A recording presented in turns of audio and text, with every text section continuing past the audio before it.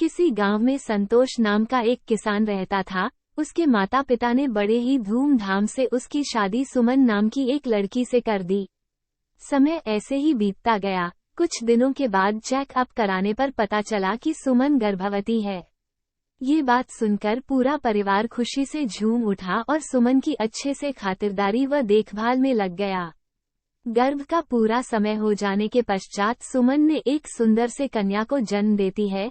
कन्या के पैदा होने पर उसके परिवार में खुशी से ज्यादा दुख का अनुभव करते हैं, लेकिन धीरे धीरे समय बीतता गया। कुछ सालों में सुमन ने 2 कन्याओं को जन्म दिया। 2 बेटियां हो जाने के कारण अब सब लोग सुमन को भला बुरा व परेशान करने लगे, बोलते कि हम 2 लड़कियों का बोझ कैसे उठाएंगे, सुमन तू कलंकनी है, हमारे परिवार को चिराग भी नहीं दे सकती। ऐसा बोलने पर सुमन बेचारी एक ही बात बोलती, ये सब मेरे हाथ की बात नहीं है, ये तो भगवान ही करते हैं।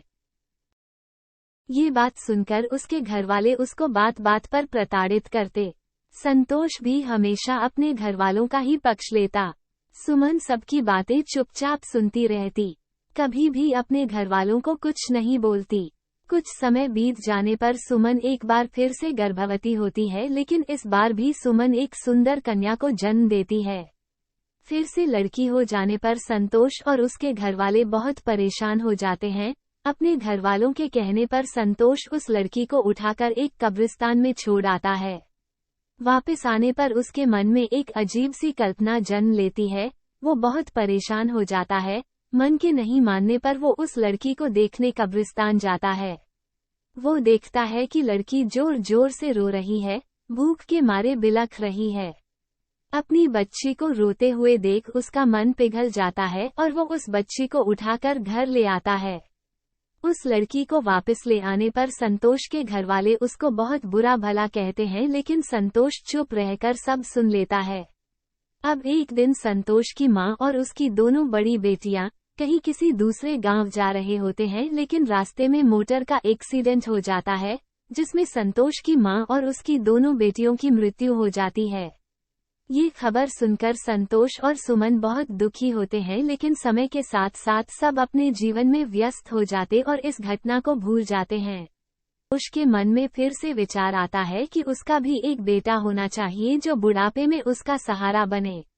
अब संतोष और सुमन अपना पारिवारिक जीवन जीने में व्यस्त हो जाते हैं। डॉक्टर द्वारा चेकअप कराने पर पता चलता है कि सुमन फिर से गर्भवती है। ये बात सुनकर संतोष को लगा कि इस बार जरूर उसको पुत्र रत्न की प्राप्ति होगी। ऐसा सोचकर वो सब सुमन का अच्छे से ध्यान रखने लगे। इस बार भगवान ने भी संतोष की सुन ली और इस बार सुमन 2 सुंदर जुड़वां लड़कों को जन्म देती है। लड़कों के पैदा होने पर संतोष और उसके परिवार वाले बहुत खुश होते हैं। घर में खुशी का माहौल हो जाता है।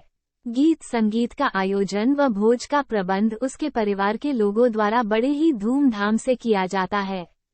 धीरे धीरे दोनों लड़के बड़े होने लगते हैं। दोनों दाखिला अच्छे स्कूल में कराया जाता है। घर वालों द्वारा दोनों लड़कों को उनकी इच्छा के अनुसार हर वस्तु को उपलब्ध कराते हैं, लेकिन उस बेटी को घर के कामों में व्यस्त रखते नहीं, उसको पढ़ने के लिए भेजते और वो नादान बेटी अपने माँ बाप दोनों को खुश देखकर ही प्रफुल्लित हो जाती, कभी किसी बात की जिद नहीं करती। धीरे धीरे समय बीतता जाता है।